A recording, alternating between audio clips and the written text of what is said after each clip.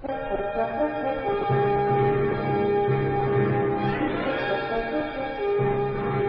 is the day before Christmas in Washington, D.C., where final preparations are underway for the tree lighting ceremony on the White House lawn. We join newscaster Jimmy Olsen as he moves through the crowd outside the fence. Hi, everybody. What a day this is. There's an excitement in the air like you wouldn't believe. Never saw so many happy faces. The holiday spirit is so strong you can almost feel it. Excuse me, sir. I'm Jimmy Olsen, WGBS-TV. Can I talk to you for a minute? Sure. How do you like Washington? Great. What do you think of that tree up there? Fantastic. I'm from Oregon, and I know something about trees, and I tell you, that's got to be the biggest Christmas tree ever. Make a great show when the lights go on. Thank you, sir. And you, ma'am, what do you think of all this? Beautiful, just beautiful. I can hardly wait until tonight. It will be almost as beautiful as stars over my home state of Alabama. Thank you, ma'am.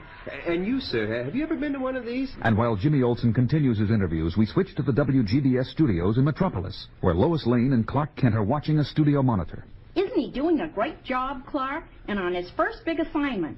Sure is, and so is the cameraman, getting some great close-ups. Matter of fact, I thought I saw someone Oh, look, that young couple and their little daughter. Listen. And you say you're from Ohio? Right, first time in Washington.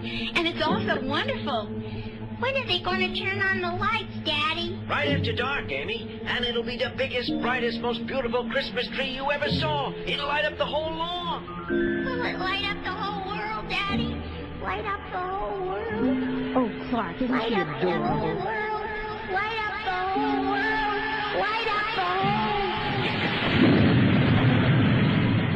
whole... Clark, what's wrong? Oh, nothing. Just a little headache. It'll go away. Think I'll just go out for a little air. Walk down by the river. But something was wrong, and the Man of Steel felt a deep uneasiness grip his whole being. That face I saw in the crowd during Jimmy's interviews and what the little girl said, light up the whole world. Somehow they go together like parts of a puzzle, but I can't seem to make them fit. If only I could remember.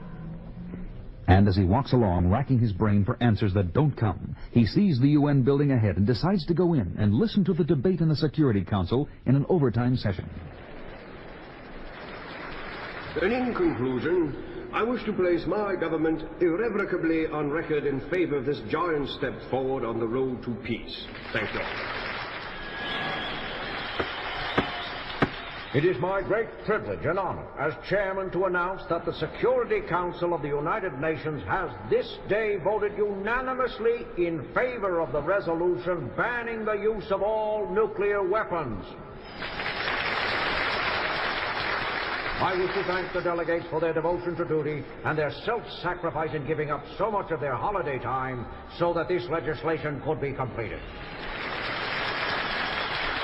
That is good news, and it's about time. Banning nuclear weapons is the best. Nuclear weapons! That's it!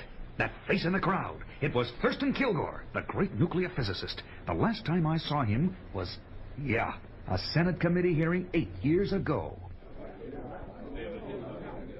Let me see if I understand you correctly, Dr. Kilgore. You say we now have nuclear superiority enough to deter... Not just superiority, Senator, and not just a deterrent. We have the capacity to destroy our enemies at one stroke, right now, today. You mean... I mean we should launch our nuclear missiles immediately. Without warning of any kind? Without warning, without delay, without mercy. Wipe them all out. You would destroy over 600 million human beings, men, women, children, just like that? Just like that. It will be the greatest display of man-made firepower in the history of the universe. He's mad! America will be the master of the world for 1,000 years. That will be all, Dr. Kilgore. No one will dare oppose us.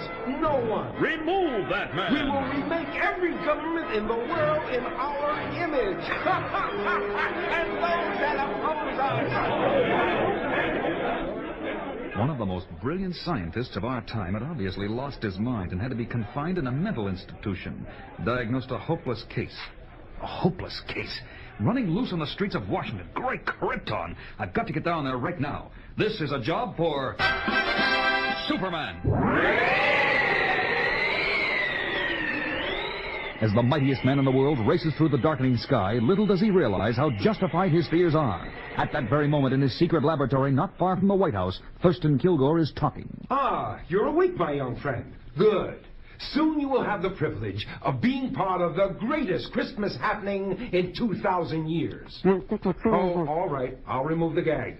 But it's no use trying to call for help. No one can hear you. Hold still a minute. Ah, there you are. I don't understand. Who are you? And what's the big happening you're talking about? And why are you holding me in this place? I am Thurston Kilgore, scientist. But soon I shall be Thurston Kilgore, master of the world. Master of the world? You've got to be kidding. Kidding? Not at all. You see these television screens? I'll turn on number 1. What do you see? The White House, the Christmas tree on the lawn. And here's number 2. Now, what do you see? I'm not sure. Looks like, yeah, a missile at a rocket site. Very good.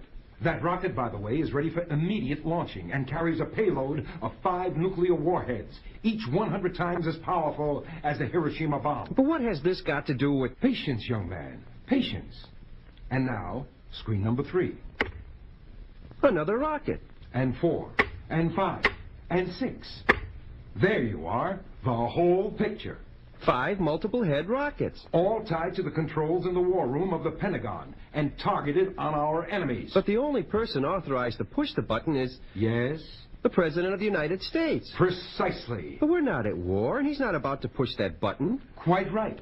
Not that button, and not knowingly. But there are buttons and buttons. I still don't... Like the button that will turn on the lights on that beautiful Christmas tree. On the White House lawn? Right. You mean to say that button is tied into the rocket launch system you just showed me? Now you're getting it. It's tied in by a remote control circuit I secretly installed. And when the President pushes the button that lights the tree... Good Lord. For a brief moment, the lights will go on. And then a bomb concealed in one of the tree ornaments will detonate, destroying everyone in the immediate area. Including the President? Especially the President. And simultaneously, 5 beautiful rockets will soar like avenging angels through the night sky. And when they reach their targets, they will light up the whole world. But what have I got to do with all this? Why hold me? Because you, my young friend, are the bait in a trap I have set to capture and eliminate once and for all the only man who could possibly interfere with my plan, Superman.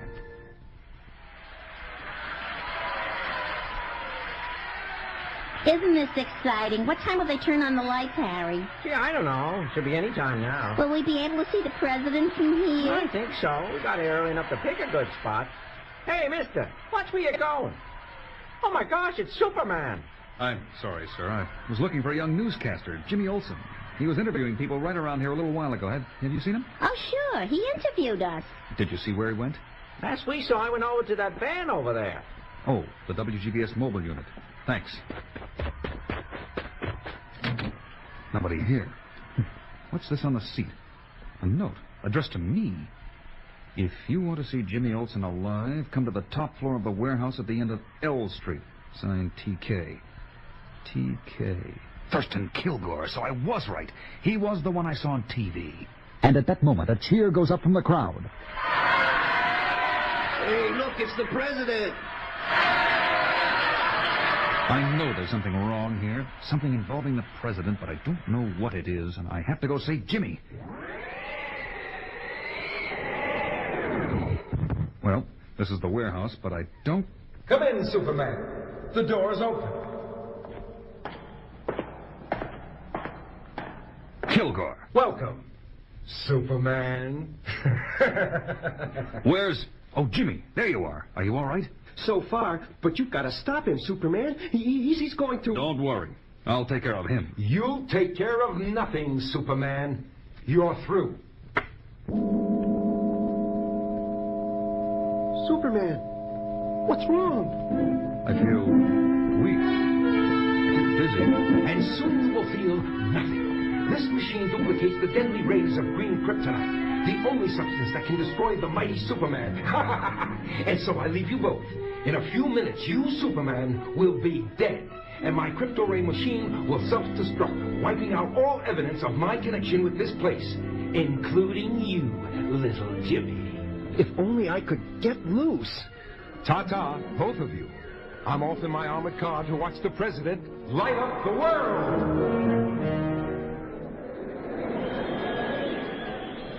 And just today, the day before Christmas, the United Nations Security Council, in extraordinary session, voted unanimously to ban all nuclear weapons. On this glorious night before Christmas, therefore, there is more hope than ever that peace on earth and goodwill to all mankind can become a reality. Come on, get on with it. Get on with it. Light up the tree, Mr. President. And so, with great joy in my heart, I press the button that will light up this beautiful symbol of brotherhood and love. And just as his finger touches the button, the figure of the mightiest man on earth swoops down out of the sky.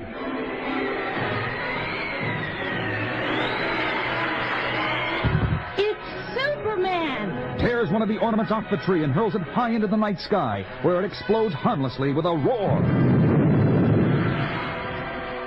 Now the president is safe at least, but I was too late to prevent the rockets from being fired. Got to stop them somehow. And then occurred one of the most incredible events in the history of the world. Crisscrossing the skies at unbelievable speed, a man of steel flies to each of the 5 rockets in rapid succession, changes their course in mid-flight, and heads them on a collision course with the sun, where their death-dealing potential will be fused with the life-giving energy of Earth's great star.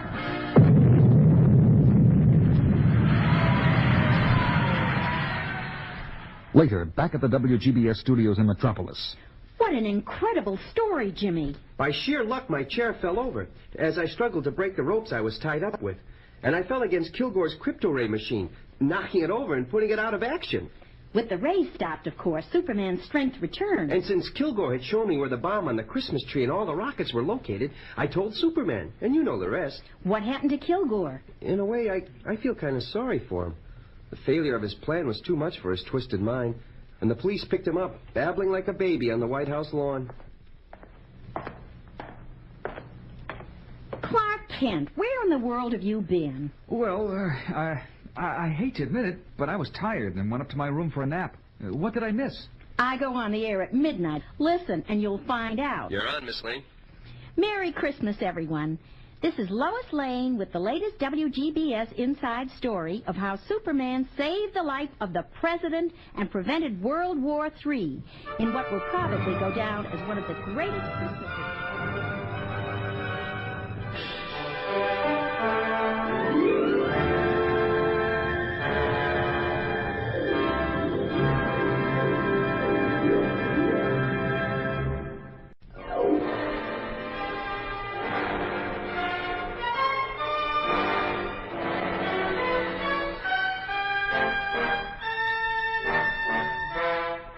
As an unsuspecting world prepares to celebrate that happiest of holidays, Christmas, a powerful nuclear submarine running silent and deep under the massive polar ice cap makes its way north to a spot directly below the only inhabited region in an otherwise desolate world of ice and snow.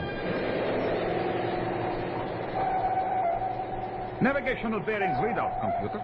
Navigational bearings readout, latitude 90.0 degrees north, longitude 0 degrees. Excellent. Engine room, all engines stop. All engines stop. Proceed with drilling operation. Drilling operation proceeding. A powerful laser drill operating through the conning tower cuts a hole straight up through the ice, through which the captain climbs and steps out into the snow-covered streets of the tiny sleeping village above. Making his way unerringly to the home of the white-bearded patriarch of the community, he bursts in the door, gun in hand. You there! Get up! Get up! What time is it? Never mind. Get up and get dressed. You're coming with me. But where? It isn't time to ride in the reindeer. No questions. Move!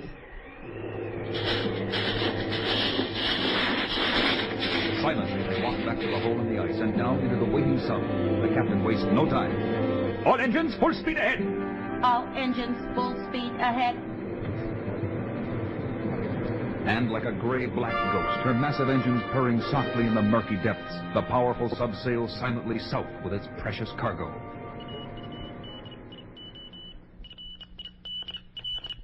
The next morning, the international airways are crackling with reports of an event of cataclysmic import. From the Soviet Union, we hear... This is Radio Moscow. It is with the deepest regret that we announce that our beloved Grandfather Frost is lost. The implications of this catastrophe transcend all ideological and national barriers. In France, a weeping announcer can barely get the words out. The unthinkable, the unspeakable, the unbelievable has happened. Papa Noel has disappeared. Il est perdu, lost, gone, vanished. This is the voice of Vienna. St. Nicholas is missing. It is rumored that he fell through a hole in the ice and possibly drowned. And from America, an incredulous newsman with a typically American response. Santa Claus gone? Impossible. In the UN building in New York, an emergency executive meeting of the Security Council is called into session. The devastating effect of this event on the children of the world on this day before Christmas could be a tragedy beyond measure. I propose, therefore, that an international investigating commission be sent to the North Pole immediately. Santa Claus must ride again. But on a supposedly deserted island in the Pacific, an old enemy of Wonder Woman gloats over the success of her plan. Well done, von Richter. Thank you, Your Majesty. Once before I had a plan that failed only because of Wonder Woman. But phase 1 of my new master plan has now been completed, and this time I shall not fail. You will not fail, Your Majesty. For I am Brunhilde, mighty Teutonic goddess, returned from Valhalla on a sacred mission, and no one, not even Wonder Woman, shall stand in my way.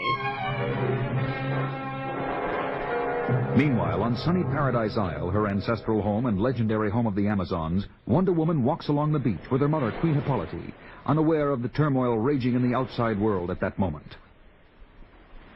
Oh, Mother, it's been so wonderful to be home, free of the troubles and worries of the world of ordinary humans, if only for a little while. To take the cares of that world on your shoulders was your own choice, Diana, and now there is no turning back for you. You must return. It is the law of the gods.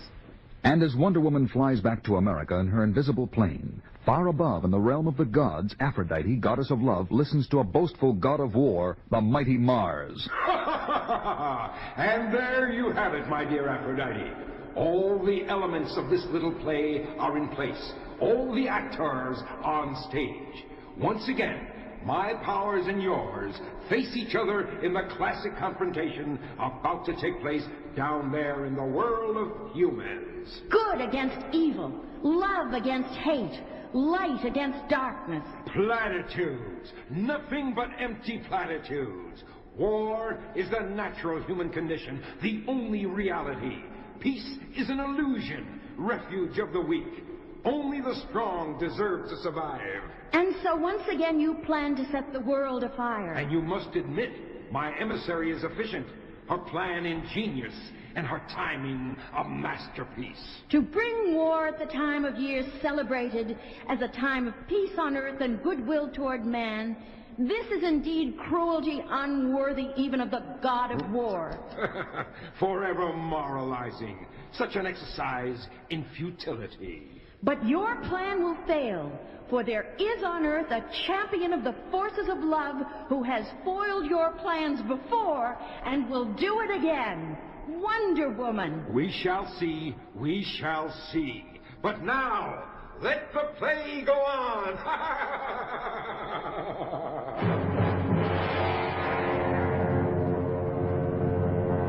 And back on Earth, in the children's ward of a hospital in Washington, D.C. Wonder Woman, you kept your promise. I got here as soon as I could. The children have been very depressed over Santa's disappearance. Everyone knows about it. Poor things. I just heard the news myself. I'll do my best to cheer them up. And as Wonder Woman moves from bed to bed, the sad little faces light up at the sight of their famous visitor. Are you really Wonder Woman? Yes, I am. What's your name? I'm Susie. Susie. What a nice name. And what would you like Santa to bring you tonight? A doll and a teddy bear. Okay, Susie. I'll see that Santa gets the message. Wonder Woman, Yes? will you help find Santa so that he can ride tonight? Don't worry, Susie. I'll do my best. And what's your name, young man? I'm Johnny Appleton. And what would you like for Christmas, Johnny?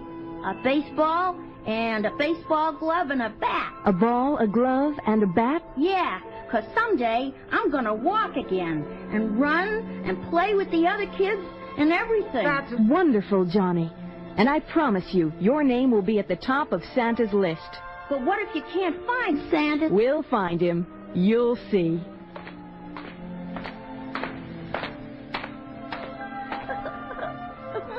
Her name is Beth. She's been this way all day. Oh, my! Tears on the day before Christmas? Would you like to tell me what's wrong, Beth?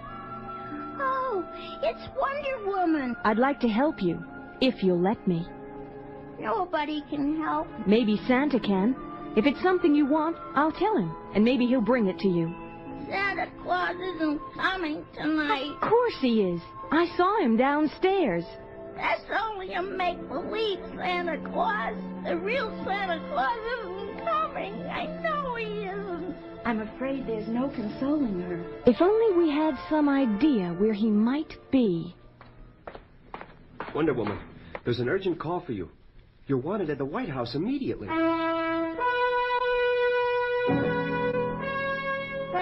Thank you for coming, Wonder Woman. I am honored, Mr. President, but I don't understand. It's about the Santa Claus kidnapping. Kidnapping! So that's what it was. Yes. We received a radio message from the kidnappers. We don't know who they are, where they're holding him, or why. But they demanded that you be present when they contact us again. The call is coming in, Mr. President. Stand by. Mr. President, is Wonder Woman there? Yes, she is here. Good. Then listen carefully.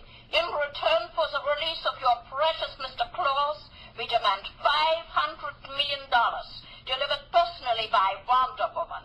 She must come alone, here to Christmas Island, and no tricks.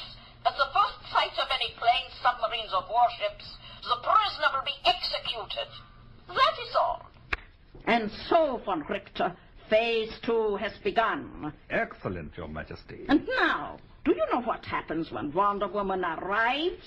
Well, I thought... We will take her prisoner, put her in the dungeon with our other prisoner, and then, as we take off in our specially equipped command plane to carry out the third and final phase of our plan... Yes, Majesty? Wonder Woman and Santa Claus and Christmas Island will all be blown to Kingdom Come in one great explosion. And do you see the delightful symbolism in this? Symbolism? Ah, yes, Santa Claus, a place called Christmas. The decadent trappings of a decadent world. I shall restore the Germany of old, the power of the ancient gods, and the glory of the master race. Jawohl, the master race! And with our robot satellites in orbit, ready to bomb the major capitals of the world at my command, I shall demand the surrender of all nations in the United Nations. And we shall fly to Washington, D.C., where I will be crowned Queen of the world. Heil Brunhilde!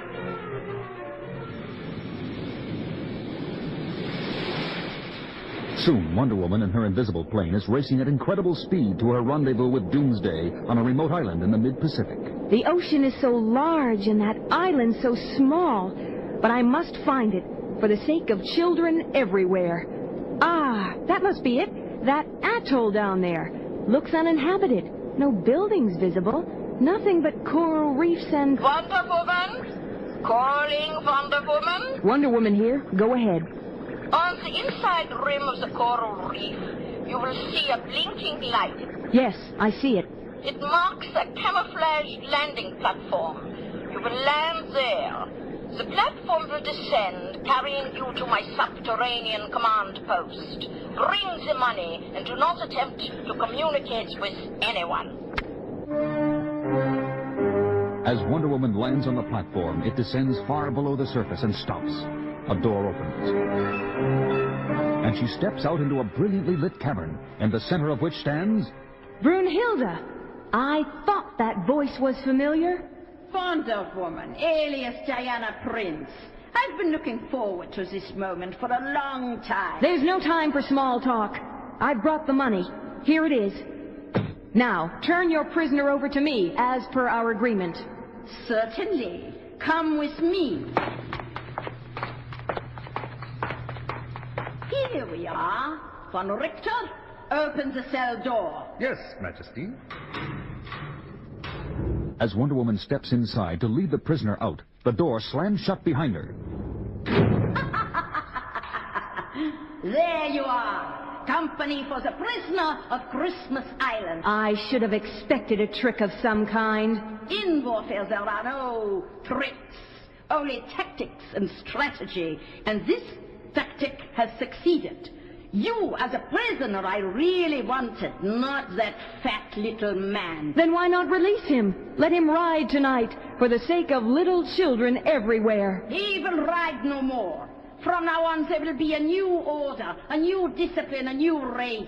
There will be no room for the sentimental claptrap and nonsense that he represents. And now we leave you. What are you going to do with us? Since even you cannot break through the indestructible metal this cell door is made of, I'll tell you. My command plane is in a hangar in the next room. Von Richter and I will board that plane. When we reach the surface and take off, the push of one button will destroy you and the fat one and this ridiculous little island. How nice. The push of a second button will release nuclear bombs from my satellites, which will destroy New York, London, and Moscow. The push of a third button... Well, what about the third button? If the United Nations do not surrender unconditionally and crown me Queen of the World, I shall destroy every major city on Earth. And now, Wonder Woman, goodbye forever. But Brunhilde had forgotten the powers of Wonder Woman's magic tiara. Pounding the rock wall of the dungeon with the tiara, Wonder Woman cuts through it like butter, and the cell door to which it was attached falls off at a touch. There! We are free. Come, good friend. We must hurry. Running to the platform that had brought her down to the cavern, they board her invisible plane, and the platform rises to the surface just in time for them to see Brunhilde's plane take off. We must get off this island before she blows it up. Hurry, robot plane.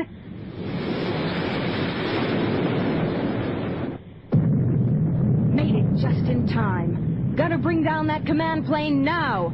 Can't let her destroy the world's greatest cities.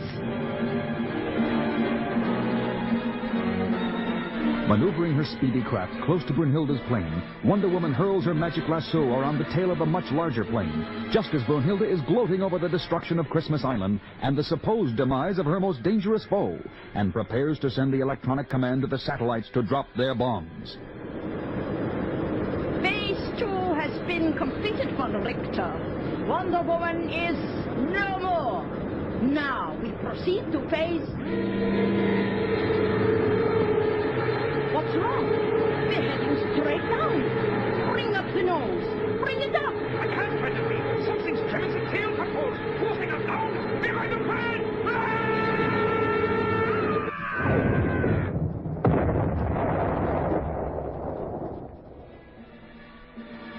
And as Wonder Woman watches the plane sink beneath the waves, suddenly she sees an extraordinary sight. A great white horse, rising out of the water, carrying a Valkyrie.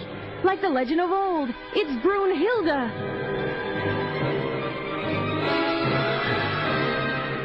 Yes, it was the warrior maiden Brunhilde on her final journey to Valhalla, home of the fallen god heroes, never to return to Earth again.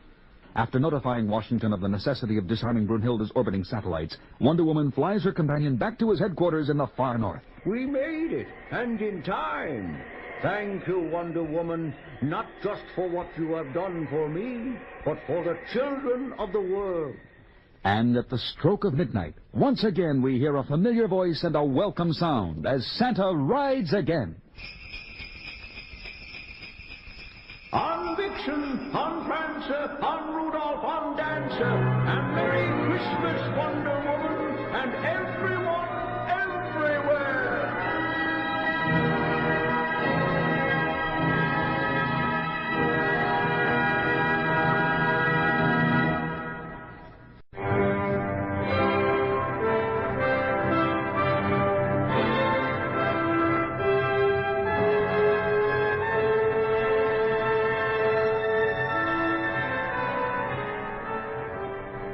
Christmas Eve in Gotham City. Is it our imagination, or is the city more peaceful than usual? Has the magic of Christmas silenced the screaming sirens, the whine of bullets, the thousand frightening voices of terror in the city at night? We find Batman and Robin wondering about the same thing as we join them. You know, Robin, it's been a pleasure just relaxing at home for a change. Yeah, no special calls for help from the police or anybody. And I kind of like it for a change, too. The only thing on our schedule for tonight is the Christmas party at the Southside Mission down on Skid Row. And come to think of it, we better get going. Okay. I'll get it. Hello? Hello. Is this Batman? Yes. I have a singing telegram for you. How nice. Sing away. I wish you a deadly Christmas. I wish you a deadly Christmas. I wish you a deadly Christmas and no more New Year's. Who is this? I can assure you, friend, if you go out tonight, you won't live long enough to find out. What was that all about? No, nothing. Just some creep crawling out of the woodwork. Come on, let's get to the party. I don't want to be late. And as they make their way through the shadowy streets of the city... Don't turn around, Robin, but I think someone's following us. How do we handle it? When we reach the corner just ahead, slip around fast and we'll grab him when he comes by. Ready? Now. He's coming closer.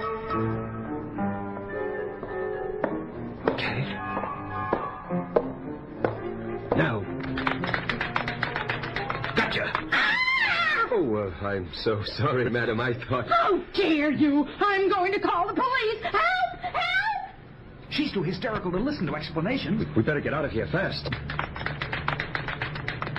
Are you sure someone was following us? Well, I thought... I wasn't sure then. I am now. Over here, quick. In this doorway. Did you see where the shots came from? Right across the street. We're trapped. Hey, Batman. Why don't you just walk out nice and easy like with your little friend and get this over with? Ha ha ha ha! Decked them all with an M3 volley. Fa la la la la la la la. 'Tis the reason I'm so jolly. Fa la la la la la la la. Now I know who that is. It's Rudy Snow, alias Rudolph the Red-Nosed Hitman. Hey, Rudy. Oh, you remember me, eh? How about a deal, Rudy? You let us go, and I'll let you go. Let me go? That's very funny, but you're just wasting time, Batman. What'll we do? Your bluff didn't work. It was no bluff. Watch this. The Batarang, of course. It can go around corners. Works like a boomerang. Here she goes. Oh! Bullseye! There you are, Captain. It's Rudolph, the Red-Nosed Hitman. Must be wanted in a dozen states. And you got him. See you later. Hey, wait a minute. Any other charges besides assault with intent to murder and illegal possession of a deadly weapon? Yes. Charge him with disturbing the peace on Christmas Eve.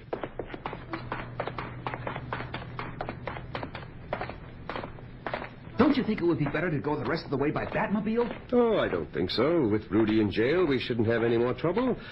And it's such a nice, clear night for walking.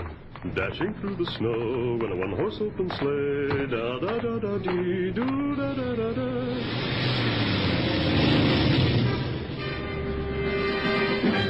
Look at that crazy driver. He must be drunk, heading right at us. And his lights shining right in our eyes. Quick, use the bed ropes.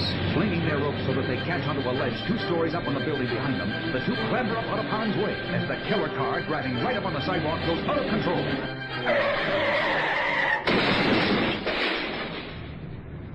Phew, what a mess. Do you recognize either of those 2 characters? Do I ever? This one, the driver, is Maxie the Minstrel Man. bouncer at a sleazy go-go joint downtown. What a name! Fancied himself a song and dance man, but soon discovered his only talent was beating up helpless drunks. Any other one? Look, he's dressed in a Santa Claus suit. It's Sammy, the Southside Santa. For years, he's been a fixture in the Christmas scene down there. I don't get it.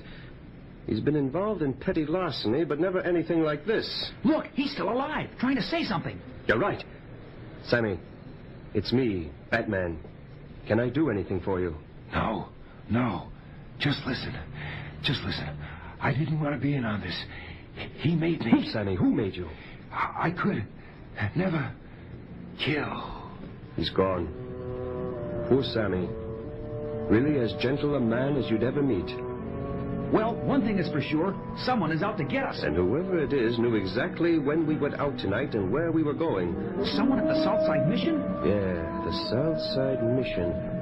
After we call the police to clean up here, we're going to take a good look at that place.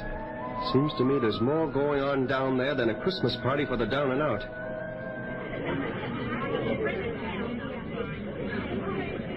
In the Southside Mission, run and financed almost exclusively through the efforts of Dr. Jonathan Carroll, 100 of the less fortunate of Gotham City are enjoying a delicious turkey dinner with all the trimmings. God bless old Dr. John. This is the first good meal I've had in a month. I don't know what we'd do down here without him. When I broke my arm a month ago, he fixed it up and wouldn't charge me a cent. Look, he's getting up on the stage. He's going to speak. Hooray for Dr. John. Yay! Hooray! Thank you, friends. I hope you're enjoying the meal. And don't be afraid to ask for seconds. Now, don't worry. I'm not going to bore you with any speeches. I wish we could have had some musical entertainment tonight. But instead, Batman and Robin, just in time. Come in. That's Dr. Carroll. He runs the place, and he's the one who invited us down here. You think he may be the one? Awfully hard to believe, but let's play it straight. Well, Dr. John, nice to see you, and nice to be here.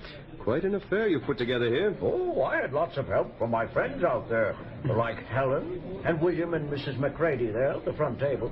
Hi, Mrs. Mac, and especially Rodney Dogood. Rodney Dogood? Yes, Rodney's a regular here and practically my right-hand man.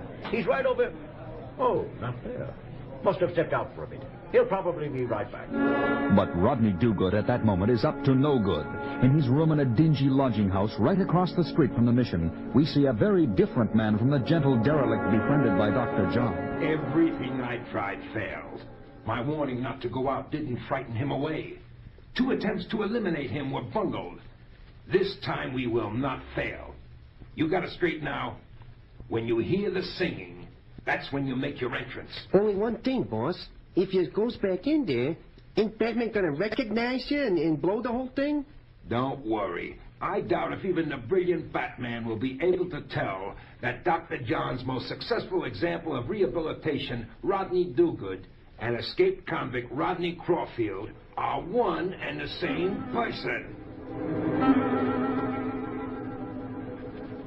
Meanwhile, back at the mission... My friends, I'm sure you all know Batman and his young friend Robin. Batman, won't you say a few words? Okay, but just as few as I possibly can. I am delighted to be here and see all of you. And I promise you and Dr. John I'll always be a friend of the Southside Mission. Thank you. Ah, Rodney, there you are. Come up and meet Batman. It's an honor to shake your hand, sir. Glad to meet you, Rodney. Dr. John's told me a lot about you. Thank you. Can I get you something from the kitchen? Some cake, perhaps some coffee? Sounds good to me.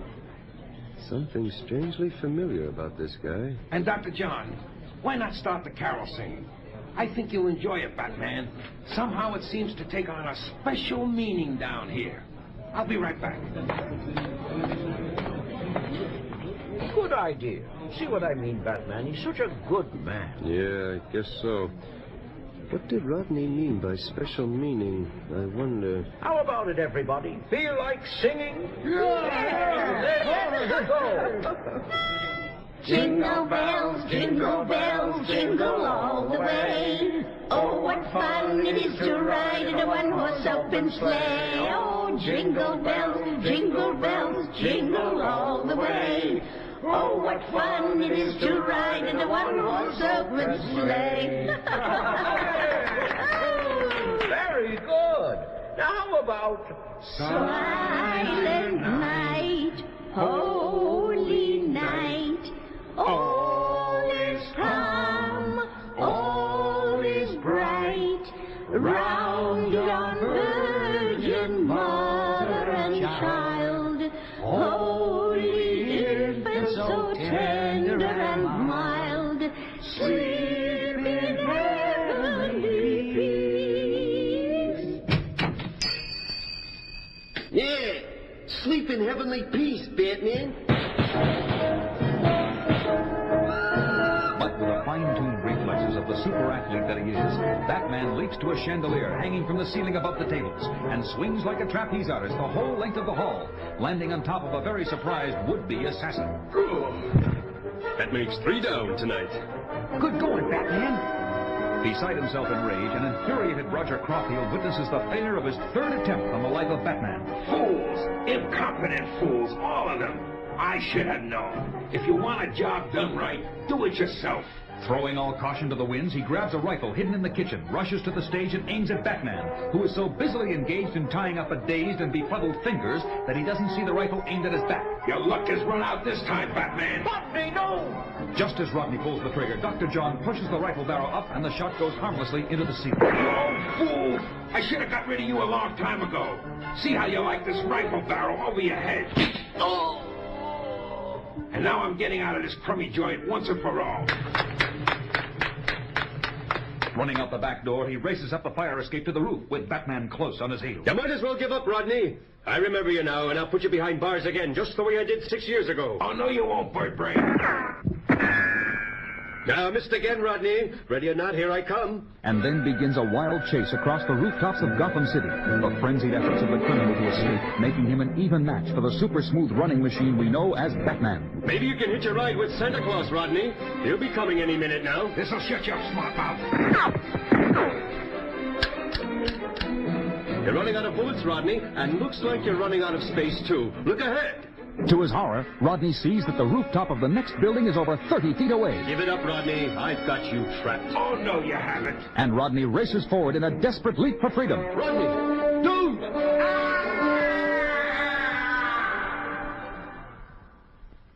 It is an hour later at the mission. The police and all the guests have gone. How do you feel now, Dr. John? Fortunately, it was a glancing blow, so I'll be all right. But the shock of learning about Rodney. Yeah, imagine using the mission as a recruiting center and headquarters for his gang of crooks. That's why he didn't want me to reach here alive. And he would have succeeded if it hadn't been for you, Dr. John. And if it hadn't been for you and Robin, who knows what would have happened to me in the South Side mission? How can I ever?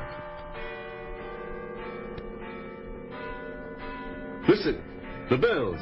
Midnight. It's Christmas. Merry Christmas, Batman. Robin. And Merry Christmas to you. Yeah, Merry Christmas, Dr. John.